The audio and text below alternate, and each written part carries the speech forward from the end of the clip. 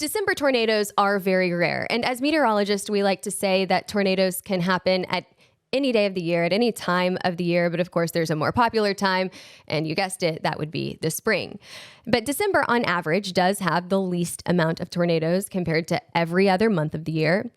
I do have to note, however, that December tornadoes are becoming more frequent in recent years. So it does happen from time to time. But of course, one of the most infamous December tornadoes is why we're here today to talk about the Mayfield, Kentucky tornado.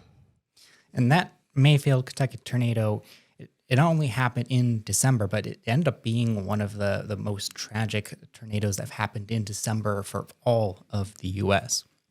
So let's dig into what actually happened with this Mayfield tornado. Yeah.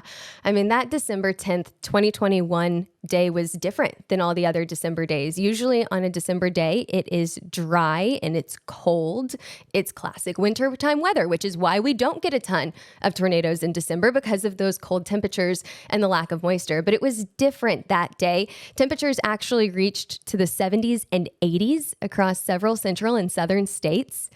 That's actually broke records in several states across the South. So we were warm that day, but it was a combination of things. It wasn't just the temperature, but it was also that moisture that was surging up from the Gulf into Mississippi, through Tennessee, and into Kentucky. You go farther up to the north, you've got a low pressure system that's digging into the jet stream, causing that dip in the jet stream, bringing in strong winds aloft and strong shear at the surface, which was very important for that day. This is a very classic setup for the spring, but as we mentioned, very rare in December. All meteorologists knew that this system had the potential to create something bad, so the Storm Prediction Center upgraded the level 3 risk to a level 4 out of 5, a moderate risk, which is rare, I would say, about any time of the year, but especially rare in December. Colin, I think at this point, we talked about the preparation. It's time to talk about what actually happened.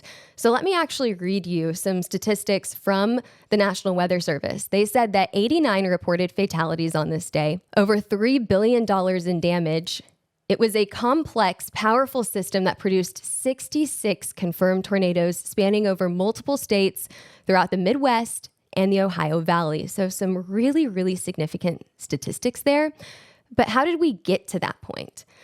I think one of the most important things to remember is that this was a very long day. Thunderstorms started in Arkansas. There was several of them at first, and they started in the afternoon, but they intensified very quickly. But one supercell in particular was actually the storm that would produce the Mayfield tornado hours later. It started in Arkansas, went through Tennessee, and ended up in Kentucky. I can remember seeing some of the damage, and the closer we got. And I'll be honest, I've lived in Oklahoma my whole life, and I didn't even go down to Moore when we had our May tornado here.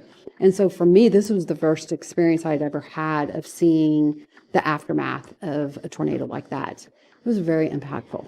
And just to see people's homes destroyed like to nothing. And you saw people literally on the lots of their destructed home, living in tents and trying to just live. It blew me away. And then we would walk through areas and you would see a child's teddy bear blown in a corner. Or you would see a section of a home, like it would be a closet and it's still standing, but the rest of the home was destroyed. And it's like, for me, it was like, okay, that was an area that somebody may have been taking shelter. So to think maybe somebody's life was saved just by that closet still standing. And when our HailTrace team saw this, it drove them to try to help and start and be able to do something for those in Mayfield.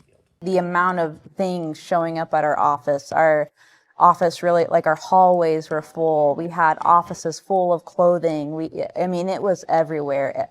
Every space in our office that could hold, items was holding items. It was breathtaking, to say the least, to see the community.